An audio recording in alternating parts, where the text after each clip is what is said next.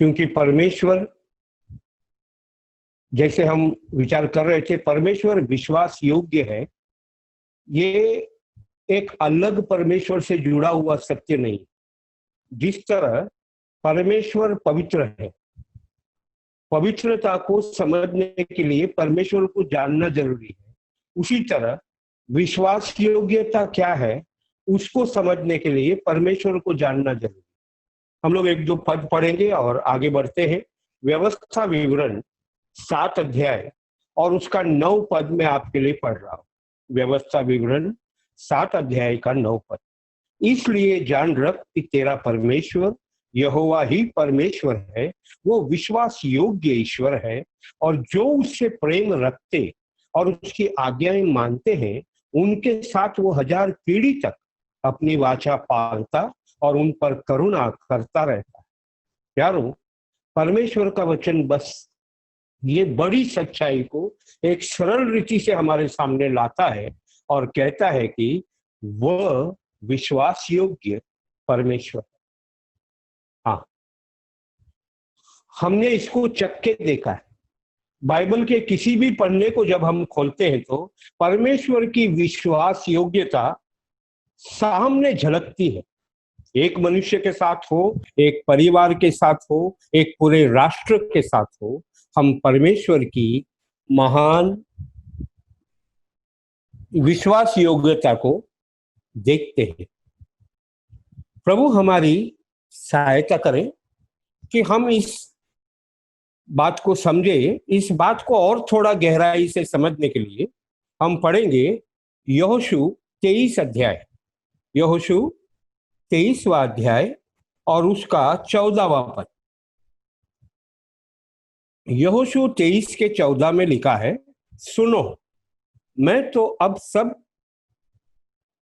मनुष्यों की गति पर जाने वाला हूं, और तुम सब अपने अपने हृदय और मन में जानते हो कि जितनी भलाई की बातें हमारा परमेश्वर यहोवा ने हमारे विषय में कही, उनमें से एक भी बिना पूरी हुई नहीं रही। वे सब की सब तुम पर घट गई है, उनमें से एक भी बिना पूरी हुई नहीं रही। प्यारो, एक महान सत्य यहोशू कहता है, मैं इस बात का गवाह हूं। जब मैं मूसा का सेवा करता था, मूसा के साथ मिलके यहोवा की सेवा करता था, उस समय भी मैंने ये देखा। और ये परमेश्वर का बड़कपन है कि परमेश्वर ने मुझे इतनी बड़ी परमेश्वर की प्रजा की अगुवाई करने के लिए चुन लिया। और अब मैंने देखा है क्या है, यहोवा परमेश्वर ने की हुई एक भी बात अधूरी ना रही। परमेश्वर का धन्यवाद हो। और हम जब से यीशु मसीह के द्वारा परमेश्वर को जाने हैं, समझे हैं, परमेश्वर के साथ हमारा रिश्ता है, हम प्रभु की महिमा करते हैं, तो परमेश्वर ये सच्चाई को अलग अलग तरह से हमें लगातार समझाता है। इसके लिए हम प्रभु का धन्यवाद करें। तो परमेश्वर विश्वास योग्य है, परमेश्वर सबके साथ एक जैसा है, परमेश्वर थोड़े समय के लिए विश्वास योग्य नहीं है, वो जब तक रहेगा वो विश्वास योग्य ही रहेगा। ये एक महान सत्य है, इसके लिए हम प्रभु का धन्यवाद करें। अब हम ये देखने जा रहे हैं ये परमेश्वर की विश्वास योग्यता विश्वासी के जीवन में किस तरह काम आती है या कैसे लागू होती है, या विश्वास योग्य होने के कारण परमेश्वर हमारे साथ क्या करता है और क्या चाहता है। आइए मेरे साथ सबसे पहले हम पढ़ेंगे पहला यूहन्ना 1 अध्याय और उसका 9 पद, जो हम सबके लिए बहुत ही एक जाना माना भाग है। पहला यूहन्ना 1 अध्याय उसका 9 पद। यदि हम अपने पापों को मान ले तो वो हमारे पापों को क्षमा करने और हमें सब अधर्म से शुद्ध करने में विश्वास योग्य और धर्मी है। जब हम कहते हैं कि परमेश्वर विश्वास योग्य है, तो उसका एक पहलू, उसका एक अद्भुत सत्य ये है कि ये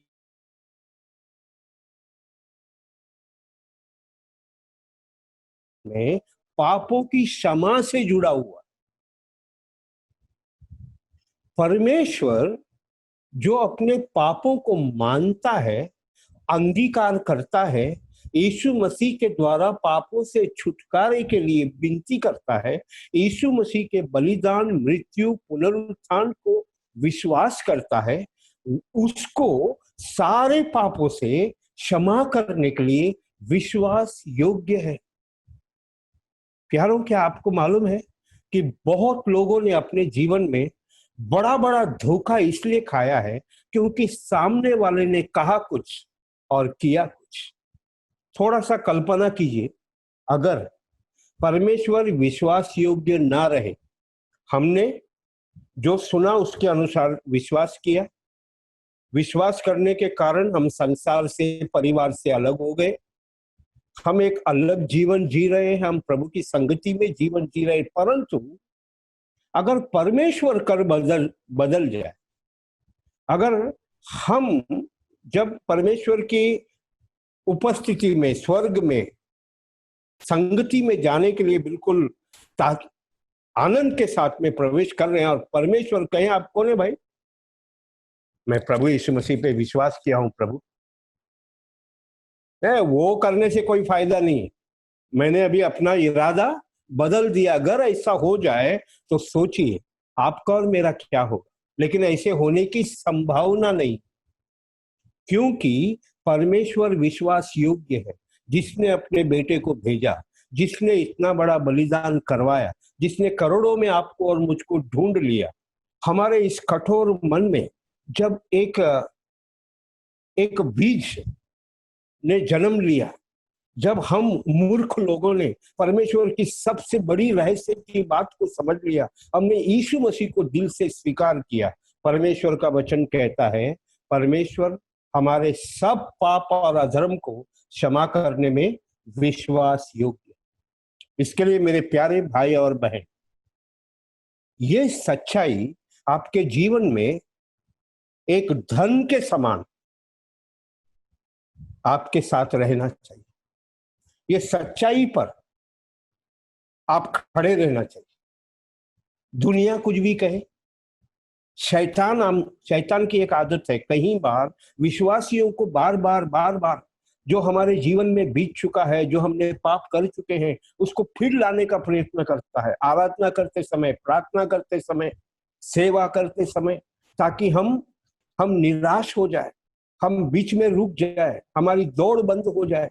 प्यारों, लेकिन आज की शाम हमारा महान परमेश्वर जानबूझकर आपको और मुझको ये याद दिला रहा है कि बच्चों, मुझ पर तुमने विश्वास किया है, मेरे बेटे पे विश्वास किया है। आकाश और पृथ्वी चल सकती है लेकिन मैं बदल नहीं सकता। परमेश्वर का वचन सबसे पहले हमें यही कहता है, और हम जानते हैं, फिर भी एक दो पद कृपा करके मेरे साथ पढ़ लीजिएगा। यिर्मयाह की पुस्तक और उसका यिर्मयाह का हम पढ़ेंगे 31 का 34, 31 का 34, और यहां पे हम ऐसा पढ़ते हैं, और तब उन्हें फिर एक दूसरे से ये न कहना पड़ेगा कि यहोवा को जानो, क्योंकि यहोवा की ये वाणी है कि छोटे से लेकर बड़े तक सबके सब मेरा ज्ञान रखेंगे, क्योंकि मैं उनका अधर्म क्षमा करूंगा और उनका पाप फिर स्मरण ना करूंगा। मेरे प्यारे भाई और बहन, एक अद्भुत सच्चाई, न केवल परमेश्वर ने हमारे पापों को क्षमा किया है, लेकिन वचन कहता है, प्रभु कहता है, मैं उनको फिर स्मरण, याद नहीं करूंगा, उसकी चर्चा फिर नहीं होगी, उसके बारे में तुमको फिर पूछा नहीं जाएगा। कितना भी भयंकर पाप क्यों ना हो, अगर यीशु मसीह के चरणों के पास आकर मैंने और आपने उसको स्वीकार किया है, मान लिया है, प्रभु माफ कर, मैंने ये किया है, तो प्रभु कहता है मैं क्षमा करूंगा और उसको फिर स्मरण नहीं करूंगा। ओ, कितना मन को तसल्ली होता है। अगर कभी शैतान आपको प्रार्थना करते समय, आराधना करते समय बैठे हुए अचानक आपको बीते हुए पापों का याद दिलाने का प्रयत्न करेगा, तो हक से डांट लेना उसको, चले जाओ यहां से, मैं प्रभु का हूं, और जिस चीज को प्रभु ने स्मरण न करने का वादा किया है, तुझे किसने हक दिया, उस बात को मुझे फिर याद दिला। परमेश्वर विश्वास योग्य, और मुझे तो इस बात से इतना बड़ा तसल्ली और आनंद और शांति मिलती है कि मेरे परमेश्वर ने, हमारे परमेश्वर ने हमारे सारे अपराधों को, पापों को क्षमा किया है, और उस बात को कोई बदल नहीं पाए। तो सबसे पहली बात, परमेश्वर हमारे पापों को क्षमा करने में विश्वास योग्य है। आइए थोड़ा आगे बढ़ते हैं मेरे साथ में, पहले कुरिन्थी में आइए, पहले कुरिन्थियों की पुस्तक, और हम पढ़ेंगे 1 अध्याय का 9 पद। पहला कुरिन्थी 1 अध्याय उसका 9 पद। परमेश्वर सच्चा है, जिसने तुमको अपने पुत्र हमारे प्रभु यीशु मसीह की संगति में बुलाया है। परमेश्वर सच्चा या विश्वास योग्य है। उसने क्या किया है, आपको और मुझको अपने पुत्र की संगति में बुलाया है। इसका मतलब क्या है? हमें केवल प्रभु यीशु मसीह की पहचान में नहीं बुलाया है, केवल प्रभु के नाम से पाप क्षमा मांगने के लिए मात्र नहीं बुलाया है, पाप क्षमा पाए हैं इसके लिए अपने पुत्र की संगति में बुलाया। चेलों को यह सौभाग्य मिला, और बहुत लोग उन दिनों में न जानते हुए कि हमें कितना बड़ा भाग्य मिला है कि हम यीशु मसीह के साथ बात कर रहे हैं, हम यीशु मसीह को आमने सामने देख रहे हैं, हम यीशु मसीह के कार्यों को देख रहे हैं। लेकिन चेलों को जो मिला वो बिल्कुल अद्भुत था। क्या मिला? प्रभु की संगति। इसके विषय में एक पद आइए मेरे साथ पढ़िए, यूहन्ना 13 अध्याय, यूहन्ना 13वां अध्याय और उसका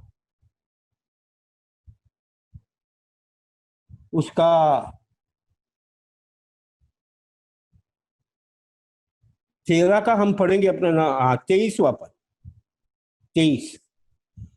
उसके चेलों में से एक, जिससे यीशु प्रेम रखता था, यीशु की छाती की ओर झुका हुआ बैठा था। अगर अंग्रेजी बाइबल पढ़िएगा तो ऐसा लगता है कि छाती के ओर केवल झुका नहीं था, छाती पे सिर रखा हुआ है। प्यारो, आप इस बात का कल्पना कर सकते हैं क्या? एक साधारण मनुष्य जो पाप में जन्मा था, वो मनुष्य जगत का सृष्टिकर्ता, प्रभुओं का प्रभु, जिसके सामने स्वर्गदूत, जीवित प्राणी, प्राचीन सब सिर झुकाते हैं, उसके छाती पर अपना सिर रखा है, या यीशु मसीह के बिल्कुल करीब बैठा है। आप, ओ प्रभु, हम तेरा धन्यवाद करते हैं। यूहन्ना ने अगर उस अद्भुत सच्चाई को समझा होगा, उसके मन की बातें वो कभी किसी को समझा नहीं पाएगा। परमेश्वर विश्वास योग्य है, जिसने अपने पुत्र की संगति में हमको बुलाया।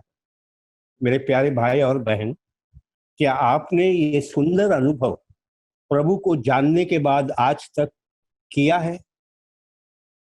अगर किया है तो उस आनंद का अनुभव किया है? क्या वैसी संगति बार बार होनी चाहिए, ऐसी एक बड़ी इच्छा आपके अंदर है? ओ प्यारो, परमेश्वर के नाम की स्तुति, प्रशंसा और जय जयकार हो। प्रभु यीशु मसीह की आराधना करने के लिए हमको बुलाया गया है। प्रभु यीशु मसीह के द्वारा एक उत्तम भेंट प्रभु को चढ़ाने के लिए हमको बुलाया गया है। लेकिन ये भी सत्य है, आपको और मुझको वो सौभाग्य मिला है जो बड़े बड़े धनवान और बड़े बड़े ज्ञानी और बड़े बड़े होनहार लोगों को नहीं मिलता। क्या है? कि हम प्रभु के संगति में समय। परमेश्वर हम सब की सहायता करे, और मैं आपसे विनती करता हूं कि संगति का अनुभव उठाइएगा। प्रभु के करीब, प्रभु के पास, प्रभु की बातें आप सुन पाए, आपकी बातें प्रभु सुन पाए। और एक बार जिस व्यक्ति को ये अनुभव मिल गया ना, मैं आपको सच कहता हूं, फिर वो और कोई संगति में बैठकर आनंद मना ही नहीं पाता। इसके लिए प्रभु हम सबकी सहायता करें। जिस परमेश्वर ने हमारे पाप क्षमा किए हैं, उसी पिता ने हमें अपने पुत्र की अद्भुत संगति में बुलाया। प्यारो, आपको मालूम है जब चेले प्रभु यीशु मसीह का पुनरुत्थान और जब वो स्वर्ग में उठा लिया गया, उसके बाद में चेले प्रचार करते थे और बहुत लोग उनको देखकर चकित होते थे कि ये तो अपने मछुआरे लोग हैं, साधारण लोग हैं, इनको इतना ज्ञान कहाँ से आया। तब लिखा है उनको स्मरण आया कि वे मसीह के साथ रहते, अर्थात मसीह के संगति में रहते। परमेश्वर का लाख धन्यवाद हो जिसने एक ऐसे सौभाग्य, एक ऐसा अनुभव में आपको और मुझको बुलाया है। ठीक है, लॉकडाउन है, कोई बात नहीं। शायद लॉकडाउन जब नहीं था ना, हमारे पास मसीह के साथ संगति करने के लिए समय नहीं था, हम बहुत ज्यादा व्यस्त रहते थे। लेकिन अभी समय ही समय है। कम से कम इस समय का फायदा उठाकर हम अपना उत्तम से उत्तम समय प्रभु की संगति में बिताने से प्रभु हमें सहायता करे। आइए दूसरा थेसलोनिका तीसरा अध्याय, दूसरा थेसलोनिका तीसरा अध्याय और उसके तीसरे पद को हम पढ़ते हैं। यहां लिखा है, परंतु प्रभु सच्चा है और तुम्हें दृढ़ता से स्थिर करेगा और उस दुष्ट से सुरक्षित रखेगा। प्रभु विश्वास योग्य है और वो क्या करेगा, वो तुम्हें स्थिर करेगा, उतना ही नहीं उस दुष्ट से सुरक्षित रखेगा। जब से हमने प्रभु यीशु मसीह को स्वीकार किया है, हम शैतान के शत्रु बन गए। इसलिए शैतान हमसे बैर करता है और हम पर हमला करने का कभी भी प्रयत्न बंद नहीं करता। ये बात और है कि हम में से बहुत लोग शैतान के हमलों को कभी कभी समझ ही नहीं पाते।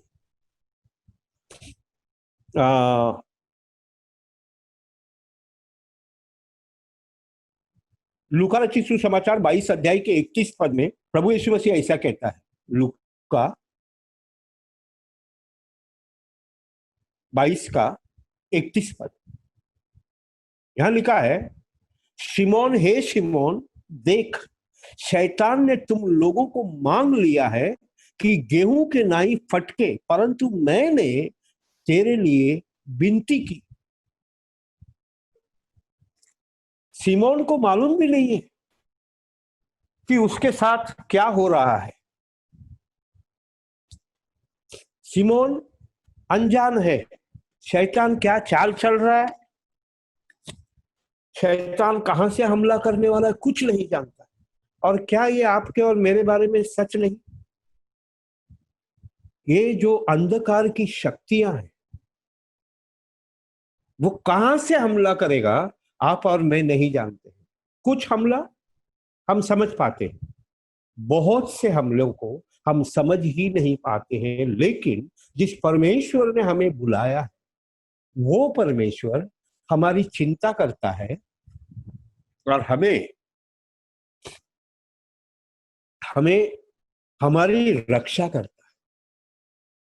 कभी कभी हमें समझ नहीं आता, हम कोई चीज के लिए प्रार्थना करते हैं, तैयारी करते हैं, सब कुछ करते हैं, और अभी इंटरव्यू के लिए मैं जाने वाला हूँ या और काम के लिए मैं जाने वाला हूँ, मैंने टिकट बुक किया है, सब कुछ हुआ है, और 5 मिनट के अंतराल में वो गाड़ी छूट जाती है, वो व्यक्ति मुझे नहीं मिलता है, मैं कहीं जाने वाला था, रास्ते में पंचर हो जाता है और मैं सोचता हूँ अरे ये क्या हो गया, काश मैं वहां पहुंच पाता। लेकिन कभी कभी, हमेशा नहीं, कभी कभी शायद ये रुकावट आपकी रक्षा के लिए होती है, क्योंकि अगले मोड़ पे क्या होने वाला है आप और मैं नहीं जानते, लेकिन हमारा परमेश्वर सब कुछ जानता है। और जिसने अपनी योजना अनुसार हमें ये संसार में रखा है, उस योजना पूरी होए बगैर शैतान को हमें छूने नहीं देगा। तो परमेश्वर हमारी सहायता करे। परमेश्वर का वचन कहता है कि परमेश्वर दुष्ट से बचाने के लिए, दुष्ट से हमारी रक्षा करने के लिए विश्वास योग्य है। आइए थोड़ा सा आगे बढ़ते। भजन 119, भजन 119 और इसका हम पढ़ेंगे 75 पद, 75। यहां पे क्या लिखा है? हे यहोवा, मैं जान गया कि तेरे नियम धर्ममय है। तूने अपने सच्चाई के अनुसार मुझे दुख दिया है। एक, परमेश्वर हमें शैतान के हमलों से बचाता है। यहां लेखक कहता है, भजनकार कहता है कि तूने अपने सच्चाई अर्थात अपने विश्वास योग्यता के अनुसार मुझे दुख दिया। यारो, परमेश्वर दयालु है, इसमें कोई संदेह नहीं। परमेश्वर समय देता है, मौका देता है, लेकिन हम मनुष्य कभी कभी इतने ढीठ, और प्रभु जो छोटे छोटे इशारे देता है, हमारा सत्य हमारे सामने लाता है। कभी वचन पढ़ते समय कभी कोई अनजान व्यक्ति आता है और एक ऐसी बात कह जाता है कि बाकी के लोग समझे या न समझे, मुझे पता चलता है कि ये मेरे पाप को मेरे सामने ला रहा है, मेरी गलती के बारे में ये बोल रहा है। परमेश्वर का आत्मा मुझे कायल करता है, लेकिन मीटिंग खत्म होने के बाद मैं सबको मिलता हूं और फिर जैसे पहले था मैं वैसे ही बन जाता हूं। अगर हम परमेश्वर की चेतावनियों को अनदेखा करें, अगर परमेश्वर हमको जो समय और ढील देता है उसको उस समय में हम मन ना फिराए, होश में ना आए, तो हम जब आगे बढ़ जाएंगे तो हम ऐसी परिस्थिति में गिर सकते हैं जहां से वापस आना मुश्किल हो जाए। प्यारो, ऐसी संभावना से परमेश्वर हमें रोकने के लिए क्या करता है? वो हमें दुख देता है, क्योंकि वो हमसे प्रेम करता है। परमेश्वर का धन्यवाद हो।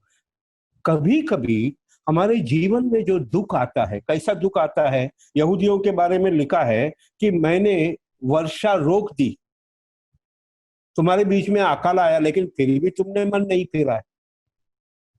तुमने बोया, लेकिन जब कटनी का समय आया तो तुम्हारे दुश्मनों ने आकर सारा अनाज लेके गए, फिर भी तुम होश में नहीं आए। मैंने तुम्हारे बीच में महामारी भेज दी, फिर भी तुम होश में नहीं आए। तुम्हारे जवान लोग सड़कों पे मरे हुए पाए गए, फिर भी तुम होश में नहीं आए। वैसी दशा नहीं होने के लिए परमेश्वर विश्वास योग्यता के कारण क्या करता है? परमेश्वर हम अपने बच्चों को दुख देता है, रुलाता है,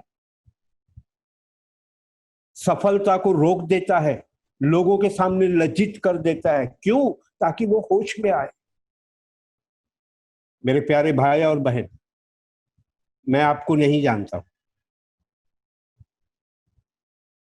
मैं आशा करता हूं कि आपके जीवन में ऐसा कुछ नहीं हो रहा है जहां परमेश्वर मजबूरन आपको दुख देने में मजबूर हो जाए, आपको रुलाने में मजबूर हो जाए, आपको लज्जित करने में मजबूर हो जाए। कोई ऐसी चीज जिससे आप बहुत प्रेम करते हैं वो आपसे छीनने में मजबूर हो जाए। परमेश्वर का वचन कहता है कि अपनी सच्चाई के अनुसार तूने मुझे दुख दिया है। उसी के साथ में उसी भजन का 67 पद को भी हम थोड़ा सा देख लेंगे। 67 में लिखा है, उससे पहले कि मैं दुखित हुआ मैं भटकता था, परंतु अब मैं तेरे वचन को मानता हूं। दुख आने से पहले मैं क्या करता था?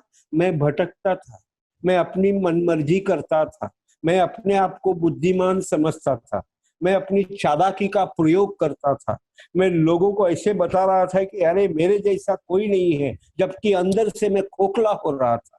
कब कब के बारे में लिखता है? उससे पहले कि मैं दुखित हुआ। दुख किसने लाया? आपने लाया, परमेश्वर। इसके लिए मेरे प्यारे भाई और बहन, एक, प्रभु को हमारे जीवन में दुख लाने के लिए मजबूर ना करें, और दूसरा, अगर कोई दुख हमारे जीवन में आया है, हर दुख पाप के कारण से नहीं, हर दुख हमें होश में लाने के लिए नहीं है। कभी कभी दुख केवल इसलिए होगा क्योंकि हम मसीह से जुड़े, क्योंकि हम शैतान से लड़ रहे हैं। परंतु अगर कोई दुख है जहां पे जब आप सोचते हैं, विचार करते हैं, आत्मा आपको और मुझको बताता है कि ये पाप के कारण से है, तो हमें सतर्क होना है, मन फिराना है, क्षमा मांगना है। परमेश्वर क्षमा करने के लिए हमेशा तैयार है। आइए एक और बात को देखते हैं। हम पढ़ेंगे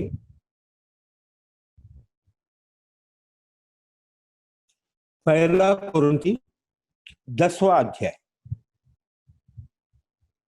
पहला कुरिन्थी 10वां अध्याय और उसका 13वां पद, 13। तुम किसी ऐसी परीक्षा में नहीं पड़े जो मनुष्य के सहने से बाहर है, और परमेश्वर सच्चा या विश्वास योग्य है, वो तुम्हें सामर्थ से बाहर परीक्षा में न पड़ने देगा, वो वरन परीक्षा के साथ निकास भी करेगा कि तुम सह सको। कितनी सुंदर बात है, कितनी बड़ी सच्चाई है। परमेश्वर हमारे बारे में कितना चिंता करता है। एक, हमें शैतान के हमलों से बचाता है। दूसरा, हम बुराई में ना आगे बढ़े इसलिए हमारे जीवन में कष्ट लाता है, हमको रुलाता है। याद रखना, परमेश्वर के बच्चों को रोते हुए देखना परमेश्वर को कदापि अच्छा नहीं लगता। लेकिन अगर हम उसकी बातों को नहीं समझेंगे तो वो रुलाने में कोई कसर नहीं छोड़ेगा। अब तीसरी बात हम देखते हैं, यहां लिखा है कि परमेश्वर इस बात में विश्वास योग्य है कि हम पर जरूरत से ज्यादा बोझ न डाला। हम सबकी एक क्षमता है, उस क्षमता के अनुसार हम कार्य करते हैं। ये संसार में कई बार ऐसा होता है कि मनुष्य अपने आप को थोड़ा सा बोझिल अनुभव करता है, लेकिन परमेश्वर आपको जानता है, आपकी ताकत को भी जानता है, आपकी कमजोरी को भी जानता है। परमेश्वर को हमारी चिंता है। प्रभु यीशु मसीह ने लोगों को क्या कहा?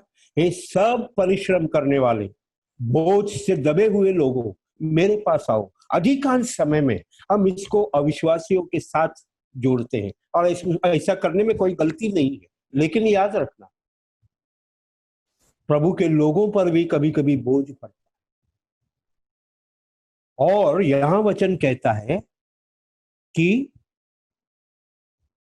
तुम किसी ऐसी परीक्षा में नहीं पड़े जो मनुष्य के सहने के बाहर है। परमेश्वर सच्चा है, तुम्हें सामर्थ से बाहर परीक्षा में न पड़ने दे।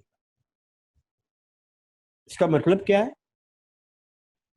मेरे 4 बच्चे हैं, ये बच्चे अभी अपना बड़े हो गए हैं। मैं किसी को भी कोई भी थैला उठाने के लिए कह सकता हूं, लेकिन एक समय था जब ये छोटे थे। मेरी बड़ी बेटी 13-14 साल की थी, दूसरी वाली 10 साल की थी, मोजेस 5 साल का था, तो स्नेहा 2 साल की। अभी सोचिए, अगर हम मार्केट में जाते, बहुत कुछ लेते हैं और बहुत ज्यादा थैली है, सामान है, इसके लिए बच्चों के हाथ में भी कुछ दे देते हैं, तो आपको ये नहीं लगता है कि मैं भारी सामान मेरे सबसे मजबूत बच्चे को दूंगा और हल्का सामान शायद कमजोर बच्चे को दूंगा कि बेटा इसको सिर्फ अपना पकड़ना, इसमें कोई वजन नहीं। अगर हम अपने बच्चों को इतने हद तक समझते हैं तो हमें कल्पना करना चाहिए कि हमारा स्वर्गीय पिता हमें कितना समझता है। और आपके जीवन में अगर कोई अभी तकलीफ है, कष्ट है, परेशानी, कुछ भी क्यों ना हो, याद रखना परमेश्वर ने नियंत्रण का हाथ रखा हुआ है। शैतान को कहा उसके सारी चीजों को हाथ लगा, लेकिन उसको छोड़। उसके बाद में आया तो कहा जा, जो करना है कर, लेकिन उसके प्राण को मत छू। वो परमेश्वर आपका और मेरा परमेश्वर। अकाल है, समस्या है, लॉकडाउन है, लेकिन आपको इतना बोझ आपके ऊपर आने कभी नहीं देगा जिसको आप सह न सके। और एक सुंदर बात उस 13 पद में लिखा है, परीक्षा के साथ निकास भी करेगा ताकि तुम सह सको। प्यारो, जब दरवाजे बंद होने लगे तो हिम्मत मत हारना, थोड़ा स्थिर हो जाना, थोड़ा रुकना और प्रभु को कहना कि प्रभु जी, आपने ये दरवाजा बंद किया है, इसके पीछे आपका एक अद्भुत योजना है। मुझे वो दरवाजा दिखा, मुझे वो रास्ता दिखा जो तूने पहले से खोल के रखा है, ताकि मैं वहां से निकल सकूं। हमारा परमेश्वर विश्वास योग्य है। काश मेरे पास समय होता, काश मैं आपको ये बता सकता कि इस विश्वास योग्यता को मैंने कितनी बार अपने जीवन में अनुभव किया। जब ऐसा लगा कि अब कुछ नहीं किया जा सकता है, तब परमेश्वर हाथ बढ़ा के हमको थामता है, हमको संभालता है, हमको आगे बढ़ाता है। यही है उसका मतलब कि परमेश्वर, जिस परमेश्वर की हम आराधना करते हैं, वो कैसा है? वो विश्वास योग्य। इसके लिए आपकी जो भी परिस्थिति है उसमें घबराइएगा नहीं। परमेश्वर कंट्रोल में है, वो आपकी चिंता करता है, वो आपकी हर जरूरत को पूरा करने में सक्षम है। बस वो यही चाहता है कि हम याद रखें कि हमारा स्वर्गीय पिता विश्वास योग्य है। और प्रभु यीशु मसीह ने कहा कि जो बेटे को आदर करते हैं उसको पिता आदर करता है। इस बात को कभी न भूलना। एक दो बातें कहकर मैं आगे बढ़ जाऊंगा। आइए मेरे साथ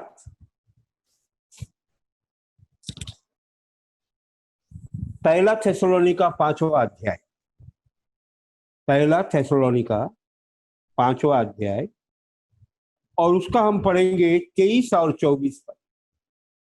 यहां लिखा है, शांति का परमेश्वर आप ही तुम्हें पूरी रीति से पवित्र करे और तुम्हारे आत्मा और प्राण और देह हमारे प्रभु यीशु मसीह के आने तक पूरे पूरा और निर्दोष सुरक्षित रहे। तुम्हारे बुलाने वाला सच्चा है और वो ऐसा ही करेगा। The one who called you is faithful and he will do it. यारो, परमेश्वर का वचन कहता है कि हमारा आत्मा, प्राण और देह का रक्षा और पवित्रता परमेश्वर की योजना है, प्रभु यीशु मसीह की योजना है। अगर हम एफिसियों में पढ़े तो अपने कलीसिया के लिए प्रभु यीशु मसीह के ने अपने कही हुई की एक बात वहां पे है। आइए मेरे साथ एफिसियों की पुस्तक 5वां अध्याय, 5वां अध्याय, हम उसका अपना पढ़ेंगे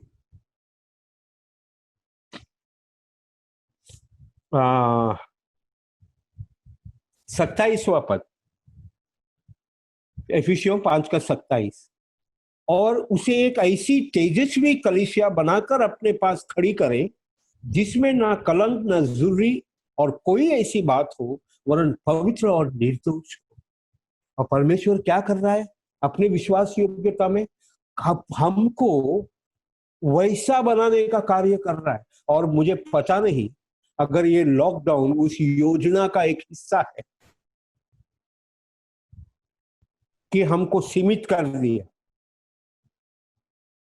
अब बाहर मत निकलो, अब अंधकार के साथ संगति मत करो, अब मुझे तुम्हारे जीवन में कार्य करने दो, अब तुम और मैं तुम्हें शुद्ध करने का जो थोड़ा थोड़ा कचरा लगा है मैं वो काम करूंगा, ताकि जब प्रभु हमें लेने के लिए आएगा तो हमें लज्जित ना होना। आज शाम के समय मैं इस महान परमेश्वर का धन्यवाद करता हूं, न केवल हमें मृत्यु दंड से बचाया, नरक से बचाया, ये संसार में रहते हुए हमारे आत्मा, प्राण और देह की सुरक्षा करने में विश्वास योग्य है, पवित्र करने में विश्वास योग्य है। प्यारो, हम प्रभु के पास पाए जाए, हम प्रभु के वचन में पाए जाए, हम चुप खड़े रहे और परमेश्वर को काम करने का मौका दे। जो परमेश्वर कहता है छोड़ो उसको छोड़ दे, जो परमेश्वर कहता है पकड़ो उसको हम पकड़े। परमेश्वर विश्वास योग्य है। इसके साथ में और हम क्या बोल सकते हैं? कितना अद्भुत है ये परमेश्वर, जिसने हमें अपने हाथ में लिया है और सारी हमारी बातों को और हमारी जिम्मेवारियों को अपने ऊपर ले लिया। वो हमारे लिए सब कुछ करता है। अगर हम उसकी आराधना न करें तो क्या करें? अगर हम उसकी प्रशंसा न करें तो क्या करें? अगर हम बार बार उसके चरणों में बैठकर उसका धन्यवाद न करें तो क्या करें? हमारी स्वभाव, हमारे काम, हमारी मूर्खता के बावजूद परमेश्वर अपने आप को रोक नहीं सकता है। उसने अपने बेटे के द्वारा हमको अपनाया है। अब वो सारा काम हमारे अंदर कर रहा है। दो बातें बोल के मैं समाप्त करना चाहता हूं। पहली बात हम पढ़ेंगे इब्रानियों की पत्री 10वां अध्याय, उसका 23वां पद। इब्रानियों की पत्री 10वां अध्याय, उसका 23वां पद। यहां लिखा है, और अपनी आशा के अंगीकार को दृढ़ता से थामे रहे, क्योंकि जिसने प्रतिज्ञा किया है वो सच्चा है। Faithful is he who promised. जिसने वादे किए हैं वो सच्चा परमेश्वर। परमेश्वर विश्वास योग्य है, अच्छी बात है। परमेश्वर की विश्वास योग्यता एक सत्य है, उसका आरंभ और अंत नहीं है, सत्य है। और उसकी विश्वास योग्यता का एक सिलसिला प्रभु की प्रतिज्ञाओं से जुड़ा हुआ। परमेश्वर के वचन में जब हम बाइबल पढ़ते हैं तो हम परमेश्वर को लोगों के साथ वादा करते हुए देखते हैं। इब्राहिम के साथ वादा किया, दाऊद के साथ वादा किया, मूसा के साथ, इजराइलियों के साथ वादा किया, हर एक वादे को निभाया। कभी कभी हम परमेश्वर की प्रतिज्ञा या परमेश्वर ने कही हुई बात पर हम डगमगा जाते हैं। मूसा परमेश्वर को इतना करीब से जानता था, परमेश्वर के साथ इतना संगति किया, परमेश्वर के बड़े बड़े अद्भुत कार्य केवल देखा नहीं लेकिन उसके द्वारा किए गए। उस मूसा को जब परमेश्वर ने कहा कि मैं इनसे तंग आ गया हूं और इनकी इनकी इनकी कुड़कुड़ाहट मेरे कान तक पहुंची है और मैं इनको मांस खिलाऊंगा, एक दिन नहीं, एक हफ्ता नहीं, मैं महीने भर इनको खिलाऊंगा। तब मूसा के बारे में लिखा है, मूसा ने परमेश्वर को पूछा, हे प्रभु जी, क्या ऐसा करने के लिए तू पूरे समुद्र की मछलियों को बाहर निकाले? क्या करेगा तू? क्योंकि जनता संख्या बहुत छोटी नहीं थी, भयंकर थी, अद्भुत थी, बड़ी थी, लाखों में थी। और प्रभु क्या कह रहा है? एक बार नहीं, एक महीने भर में उसको खिलाऊंगा। तब परमेश्वर ने मूसा को बाद में एक प्रश्न पूछा, क्या यहोवा का हाथ छोटा हुआ है? मेरे प्यारे भाई और बहन, मुझे पता नहीं है इन दिनों में लॉकडाउन से पहले, एक साल पहले, अगर वचन के द्वारा प्रार्थना के समय, वचन सुनते समय परमेश्वर ने आपको कोई वादा किया या बाइबल में जो वादे हैं उन वादों को आपने अपना पढ़ा और आपने उसको थाम लिया है, तो मैं आपको ये कहना चाहता हूँ, हिम्मत मत हारिए। लेकिन ब्रदर, महीने गुजर गए, कोई बात नहीं, फर्क नहीं पड़ता। परमेश्वर ने अगर वादा किया है, परमेश्वर उसको पूरा करेगा और वो पूरा करने तक आपको जिंदा भी रखे। परमेश्वर ने हमने सिमोन के जीवन में देखा, सिमोन को परमेश्वर के आत्मा ने तसल्ली देकर कहा, जब तक तू उद्धारकर्ता को नहीं देखेगा तू नहीं मरेगा। परमेश्वर ने वो वादे को अपना पूरा किया। तो आज ये शाम के समय मेरे प्यारे भाई और बहन, what ever promise God has given you, आपको जो भी वादा प्रभु ने दिया है, मैं आपको तसल्ली देकर, आपका हिम्मत बढ़ाते हुए वचन के अनुसार कहना चाहता हूं, अगर प्रभु ने निजी वादा किया है, परमेश्वर निजी तौर से पूरा करे। अगर परमेश्वर ने कलीसियाई रूप में वादा किया है, परमेश्वर उसको पूरा करेगा। और परमेश्वर ने अगर इस पीढ़ी के लोगों के साथ वादा किया है, हर एक बात, हर एक अंश उसका पूरा होके। परमेश्वर विश्वास योग्य है। What a faithful God we have. आइए एक अंतिम पद पढ़ के हम आज के संदेश को समाप्त करते हैं। हम पढ़ेंगे भजन 40 का 10। भजन 40 का 10। भजन 40 के 10 में ऐसा लिखा है, मैंने तेरा धर्म मन ही में नहीं रखा, मैंने तेरी सच्चाई और तेरे किए हुए उद्धार की चर्चा की है। मैंने तेरी करुणा और सत्यता बड़ी सभा से गुप्त नहीं रखा। इसका मतलब, प्रभु जी, आपकी विश्वास योग्यता का असर जो मेरे जीवन में हुआ, मैंने उसको छुपा के नहीं रखा। प्यारो, परमेश्वर हमारे जीवन में अद्भुत और अनेक कार्य कर रहा है। एक बार नहीं, बार बार करता है। हमारा भी कुछ कर्तव्य बनता है। जब परमेश्वर हमारे जीवन में अपने वचन को पूरा करता है, अपने वादे को पूरा करता है, हमारी रक्षा करने में विश्वास योग्य साबित होता है, हमारा भी एक कर्तव्य बनता है कि हम सभा में जब जाए, हम प्रभु के विश्वास योग्यता की चर्चा करें, हम उसकी गवाही दें, हम लोगों को बताएं कि परमेश्वर कितना भला है। हम में से बहुत लोगों ने प्रभु से बहुत गिड़गिड़ा के प्रार्थना किया। परमेश्वर ने हमारी जरूरत और अपनी महानता के अनुसार कई बार बड़ी बड़ी उदारता से हमने मांगा एक, उसने दिया 10। लेकिन हम में से बहुत लोगों ने उसकी चर्चा कभी भी सभा में नहीं। परमेश्वर के धर्म में कार्यों को लोगों के सामने उजागर न करने के कारण शायद कोई तो है जो हमारे करीब है, लेकिन अभी तक प्रभु को पहचाना नहीं। तो प्रभु आपकी और मेरी सहायता करें। हम इस बात को स्मरण रखें, हम इस बात के अनुसार अपने जीवन को ढालें और प्रभु यीशु की संगति में आगे बढ़े। परमेश्वर अगर दुख देगा तो परमेश्वर से नाराज न हो, परमेश्वर का धन्यवाद करें कि प्रभु आपकी मेरी इतनी चिंता है कि मैं और ना भटकूं, इसके लिए तू चुप नहीं बैठता है। और मैं धन्यवाद करता हूं प्रभु जी, आपसे प्रार्थना करता हूं कि आप कभी भी अगर मेरा मन भटकने लगे, आप चुप मत रहना, आप मुझे दुख देना ताकि मैं होश में आऊं, मैं तेरे चरणों के पास आऊं, मैं तेरी महिमा करूं। इन सारी बातों के लिए हम परमेश्वर का धन्यवाद करेंगे। आज की शाम के लिए प्रभु की स्तुति हो। आप लोग के बीच में परमेश्वर के वचन और आत्मा की अगुवाई से ये सुंदर सच्चाई को रख पाया, इसके लिए मैं प्रभु का धन्यवाद करता हूं। जो भी रुकावटें हुई, उसके बावजूद प्रभु हमको पार लाया, इसके लिए प्रभु के नाम की स्तुति हो। भाई दुलाल, आपको भी प्रभु यीशु मसीह के नाम से धन्यवाद। Thank you so much.